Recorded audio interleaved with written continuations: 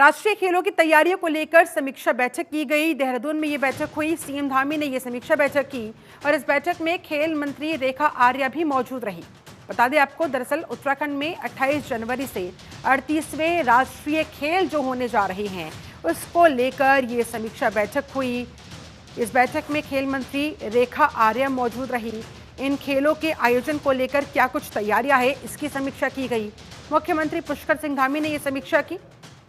उत्तराखंड में 28 जनवरी 2025 से जो 38वें राष्ट्रीय खेल प्रारंभ होने जा रहे हैं उसका जो आयोजन होने जा रहा है उसमें कितनी तैयारियां पूरी हुई है, क्या कुछ कमी पेशी रह गई है, कितना काम अभी बाकी है, किस तरह का पूरा कार्यक्रम निश्चित किया गया है, कितने फेजेस में बांटा गया है, इसको लेकर बाकायदा ये समीक्षा बैठक देहरादून के अंदर हुई। मुख्यमंत्री पुष्कर सिंह धामी ने खेल मंत्री रेखा आर्या के साथ इन तमाम मुद्दों पर चर्चा की, बातचीत की।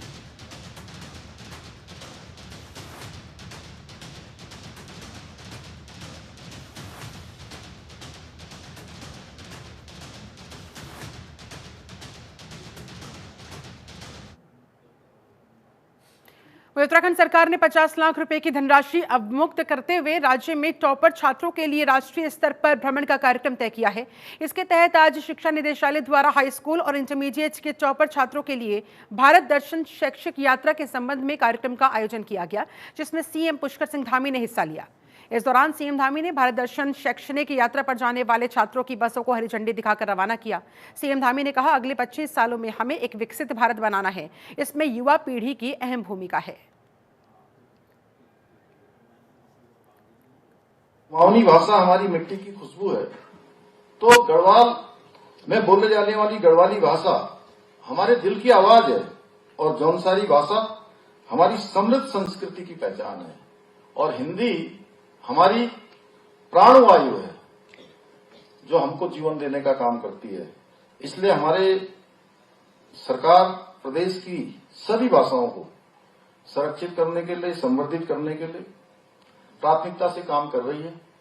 और मैं तो आप लोगों से एक बात पूछना चाहता हूं कि कितने लोग हैं जो हमारी दादी दादा, हमारे पिता, नाना नानी जो भाषा बोलते थे वो हम बोल पाते हैं? कितने लोग हैं? जरा एक बार हाथ खड़ा कर दीजिए।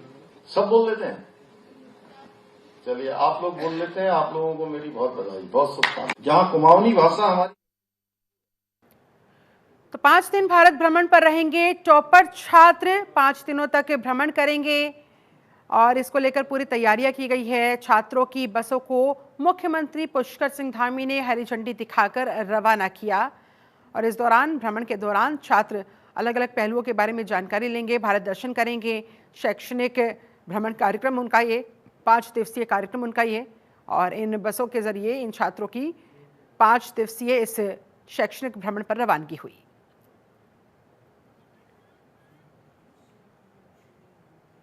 वहीं मंगलौर विधानसभा क्षेत्र से उपचुनाव में बीजेपी के प्रत्याशी रहे करतार सिंह भड़ाना लिब्बरहेड़ी एपीएस कार्यालय पर पहुंची, जहां उन्होंने क्षेत्र के लोगों की जनसमस्याएं सुनी, उनका जल्द निवारण करने का आश्वासन दिया। वहीं 2027 के विधानसभा चुनाव को लेकर उन्होंने कहा कि अगर मंगलौर की जनता चाहेगी तो इस बार भी वो मंगलौर विधानसभा का चुनाव लड़ेंगे। निकाय चुनाव को लेकर उन्होंने साफ किया, उनकी निकाय चुनाव में कोई भूमिका नहीं रहेगी, क्योंकि एक ऐसा चुनाव है कि वो सभी लोगों के संपर्क में है और सभी उनके भाई हैं।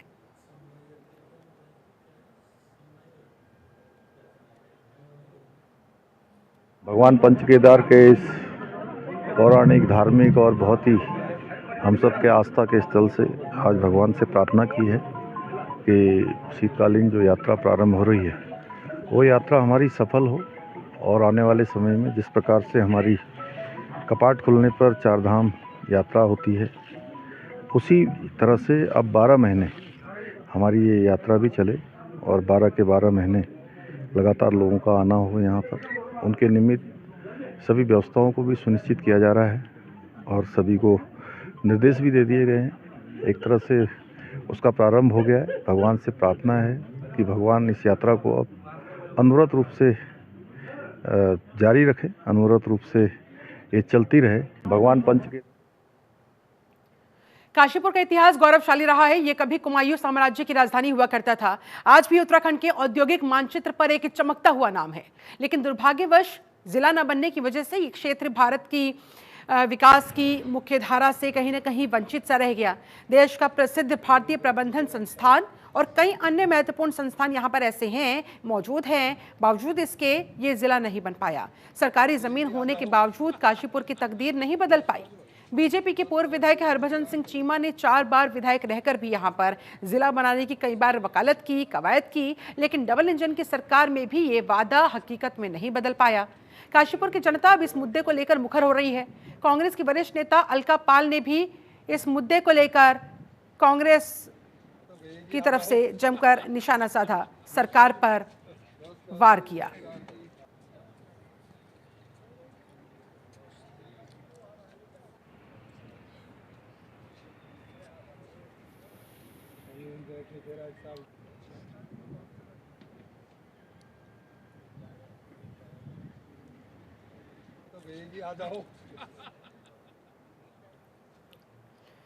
तो मंगलौर विधानसभा क्षेत्र से उपचुनाव में बीजेपी के प्रत्याशी रहे करतार सिंह भड़ाना लिब्बरहेड़ी एपीएस कार्यालय पहुंचे, जहां उन्होंने क्षेत्र के लोगों की जन समस्याएं सुनी।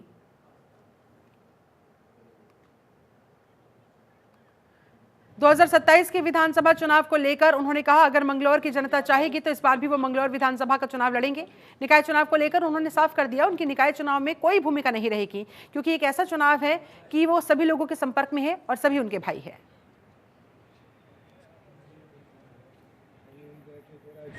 बाकी तो आप बुद्धिजीवी हो, मैं तो इतना अपने आप को समझदार भी नहीं समझता, पर अब देश में हमारी पार्टी का सिवा कोई है ही नहीं, सच बात तो ये है। और मोदी जी के आशीर्वाद से, उनकी बात पे ये सारा देश एक साथ है। निकाय चुनाव में क्या भूमिका रहेगी? देखो, निकाय चुनावों में मैं कम ही भूमिका निभाता हूँ, क्योंकि सभी अपने हैं, सभी लड़ते हैं, तो हम किसी की बुरे या किसी के भले नहीं बनेंगे। लेकिन पार्टी का जो निर्देश और आदेश होगा उसको। बहुत दिनों बाद आज आप अपने समर्थकों से मिले हैं। हाँ, क्योंकि पीछे तो इलेक्शन था हरियाणा का, उसमें थोड़ा सा बिजी रहे। बाकी तो काशीपुर का इतिहास गौरवशाली रहा है। ये कभी कुमायूं साम्राज्य की राजधानी हुआ करता था, लेकिन आज भी उत्तराखंड के औद्योगिक मानचित्र पर एक चमकता हुआ नाम है। लेकिन दुर्भाग्य की बात है कि जिला न बन पाने की वजह से एक क्षेत्र विकास की मुख्य धारा से वंचित रहा। देश का प्रसिद्ध भारतीय प्रबंधन संस्थान यहाँ है, कई अन्य महत्वपूर्ण संस्थान यहाँ हैं, बावजूद इसके ये जिला नहीं बन पाया और सरकारी जमीन होने के बावजूद काशीपुर की तकदीर नहीं बदल पाई। बीजेपी के पूर्व विधायक हरभजन सिंह चीमा ने 4 बार विधायक रहकर जिला बनाने की वकालत की, लेकिन डबल इंजन की सरकार में भी ये वादा हकीकत में नहीं बदल पाया। काशीपुर की जनता अब इस मुद्दे को लेकर मुखर हो रही है। कांग्रेस की वरिष्ठ नेता अलका पाल ने बीजेपी सरकार पर तीखा हमला बोलते हुए काशीपुर को जिला बनाने की मांग पुरानी मांग बताई और कहा, भाजपा की डबल इंजन की सरकार ने काशीपुर को नजरअंदाज करने का काम किया। उन्होंने बीजेपी की सोची समझी साजिश इसे करार दिया और जनता के साथ धोखा बताया। भाजपा की डबल इंजन की सरकार है, लेकिन काशीपुर को जिस तरह से विकास के नाम पे उपेक्षित किया गया है, ये लगता है भाजपा की सोची समझी रणनीति का हिस्सा है। कांग्रेस ने भी पूरे पुरजोर तरीके से प्रदर्शन के साथ साथ काशीपुर को जिला बनाने की मांग की है, लेकिन भाजपा ने तो काशीपुर को कस्बा ही साबित कर दिया, कस्बा ही घोषित कर दिया। लगातार जब जब चुनाव काशीपुर के अंदर आते हैं, काशीपुर विधानसभा में होते हैं, जिला बनाने के नाम पर वोट मांगे जाते हैं, लेकिन ये सीधे तौर पे जनता से छलावा है, जनता से किए हुए वादों की वादा खिलाफी है। देखिए, काशीपुर एक ऐतिहासिक नगरी है और काशीपुर जिले की मांग आज की नहीं, बल्कि हिंदुस्तान की आज़ादी के बाद की सबसे पुरानी मांग है। चाहे उत्तर प्रदेश का रहा हो, चाहे प्रदेश हमारे उत्तराखंड का रहा हो, सबने आश्वासन दिए। कम से कम 1 दर्जन से ऊपर मुख्यमंत्रियों के आश्वासन काशीपुर को मिले, लेकिन ये सब ज़िले का मामला वैसे का वैसे ही है। हमारे कई राजनेता काशीपुर क्षेत्र के चुनाव लड़े ज़िला बनाने के नाम से और जीते भी। उन्होंने काशीपुर ज़िले बनाने के प्रति कोई रुचि नहीं दिखाई। भूमाफिया तथा आर्थिक अपराधी सक्रिय हैं जो अपने व्यक्तिगत फायदे के लिए जिले के लिए रोड़ा बने हुए हैं। देखिए, उत्तराखंड में नगर निकाय चुनाव नजदीक आते ही राजनीति के मैदान में हलचलें तेज हो गई। बीजेपी और कांग्रेस दोनों ने चुनावी रण में उतरने के लिए अपनी पूरी ताकत झोंक दी है, लेकिन इस बार मामला सिर्फ चुनावी रणनीतियों तक सीमित नहीं। आरोप, विवाद, बयानबाजी का सिलसिला तेज हो चुका है। क्या ये बयानबाजी चुनावी अभियान को प्रभावित करेगी? आखिरकार जनता किसे अपना समर्थन दे रही, देखिए जरा इस रिपोर्ट में।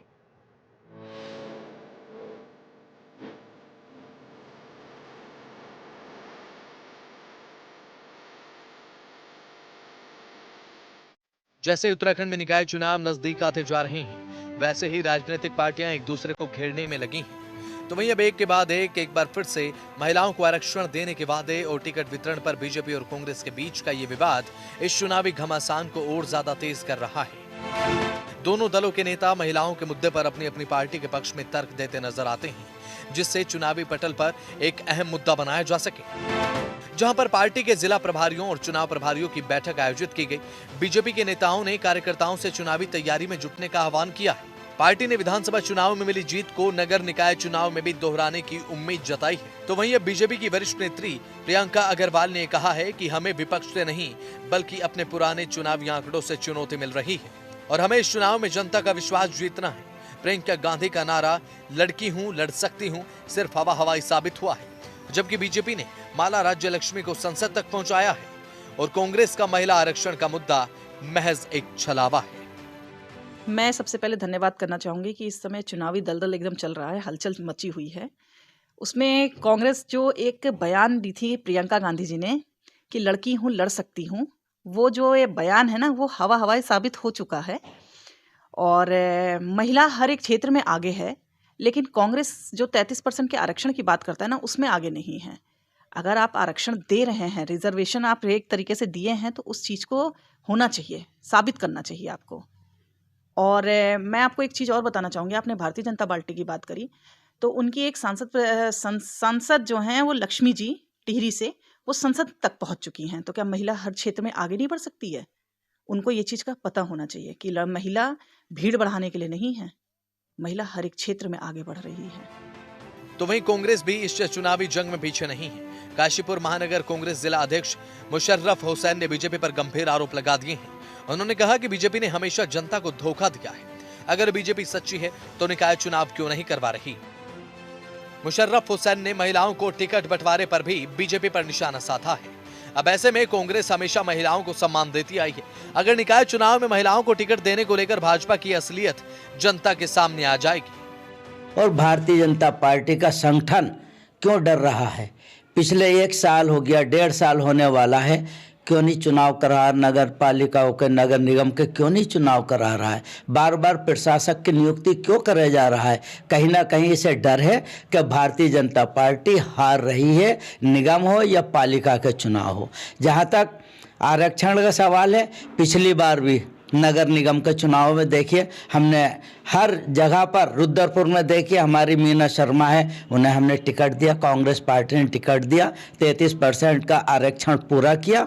और आने वाले चुनावों में भी हमारे हाईकमान, माननीय प्रदेश के बड़े तेज तर्रार हमारे अध्यक्ष हैं, हमारी पार्टी को एक संगठन की मजबूती के लिए अग्रसर रहते हैं माननीय करण मेहरा जी। उनके निर्देशानुसार और कहे जो भी बात होगी संगठन की, बराबर 33% का आरक्षण माननीय अध्यक्ष जी हमारे मेहरा जी देने के लिए हमेशा तत्पर रहते हैं। फिलहाल कांग्रेस बीजेपी महिलाओं को आरक्षण और टिकट बंटवारे को लेकर एक दूसरे पर निशाना साध रहे हैं। अब देखना यह होगा कि इस चुनावी माहौल में कांग्रेस बीजेपी महिलाओं को आरक्षण और टिकट वितरण में कितना सम्मान देती है। ये चुनाव सिर्फ नगर निकाय के लिए नहीं बल्कि भविष्य की राजनीति की दिशा भी तय कर सकता है। ब्यूरो रिपोर्ट, जनतंत्र टीवी।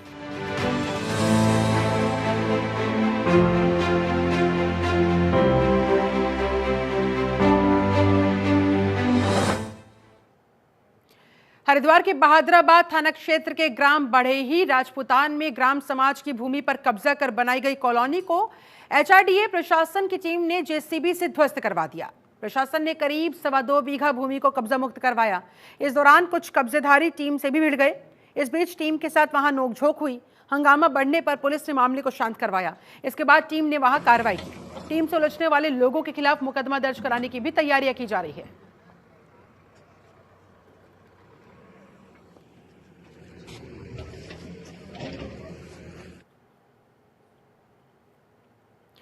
तो आखिरकार उत्तराखंड के लोगों के साथ ही पर्यटकों का इंतजार भी खत्म हुआ। प्रदेश में मौसम ने करवट बदली और चारों तरफ सीजन की पहली बर्फबारी हुई। चारधाम समेत प्रदेश के उच्च हिमालयी क्षेत्रों में बर्फबारी और मैदानी जिलों में बारिश और हवाओं ने एकदम से पारा गिरा दिया, जिससे ठंड में इजाफा हो गया। सीजन की पहली बर्फबारी से पहाड़ गुलजार हो गए। सैलानियों के चेहरे भी खिल उठे।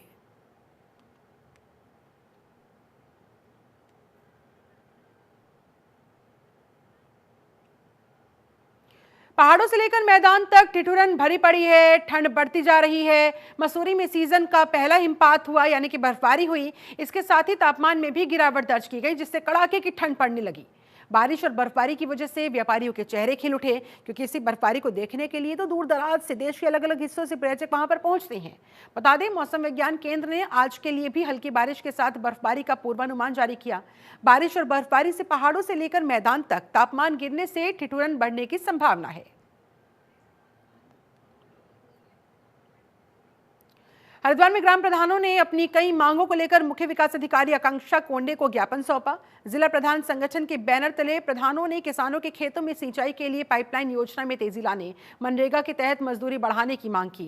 ग्राम प्रधानों ने जिला विकास भवन रोशनाबाद में मुख्य विकास अधिकारी से मुलाकात की। उन्होंने मनरेगा के तहत मजदूरी 400 से ज्यादा करने, सिंचाई के लिए पाइपलाइन योजना को प्राथमिकता देने की मांग की। प्रधानों का कहना है, इन समस्याओं से ग्रामीणों को भारी परेशानियों का सामना करना पड़ रहा है। सीडीओ के मुताबिक उन्होंने प्रधानों की समस्याओं को ध्यानपूर्वक सुना, उनकी मांगों को जल्द पूरा करने का आश्वासन दिया।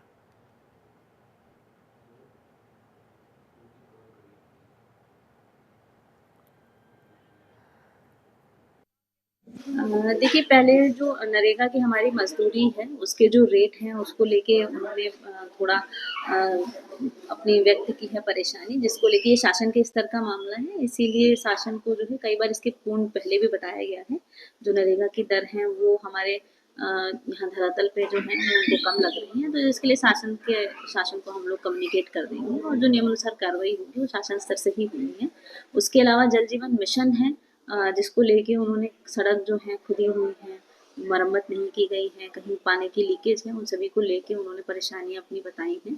और आज हम लोगों ने मीटिंग भी रखी है जनप्रतिनिधियों के साथ और विभागों के साथ, और धीरे धीरे करके सभी समस्याओं का समाधान किया जा रहा है और कर लिया जा रहा है। मुख्य मांग तो जैसे अध्यक्ष जी ने बताया, सूर्यकांत भाई ने, पाइपलाइन की जो सूक्ष्म सिंचाई की सुविधा है वो किसानों को सीधा लाभ पहुंचाती है, तो वो गत वर्ष चलती आ रही थी, तो पिछले साल वो बंद कर दी थी।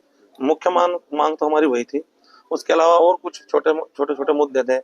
मान लीजिए जैसा पाइपलाइन का मामला था कि भाई सड़कें फाड़ के डाल दी गई है, वो सही नहीं हुई है, तो उसको भी मैडम ने बहुत अच्छे तरीके से नोट किया है। और जो भी हमारी इधर कुछ ऐसी मांग है जो छोटी मोटी है, सब में बहुत अच्छा आश्वासन हमें मैडम ने दिया है और सबको बहुत अच्छे तरीके से उन्होंने बोला है कि हम इसको शासन प्रशासन को भेजेंगे। मनरेगा हो या कुछ जो भी उनके अंदर हमारे पास जो छोटी मोटी समस्या थी वो सब मैडम ने सुनी है हमारी। अब कुछ तो ऐसी है जो हमारे भी किसी तरीके से ध्यान नहीं रह पाती, लेकिन उन्होंने सब कुछ सुना है हमारा बहुत अच्छे तरीके से। लगभग 1 घंटा हमारी बात हुई है, बहुत अच्छा आश्वासन उन्होंने दिया मैडम ने, काफी अच्छा हम संतुष्ट है। लग रहा है कि हमारी मांग जो हमने रखी है वो लगभग सभी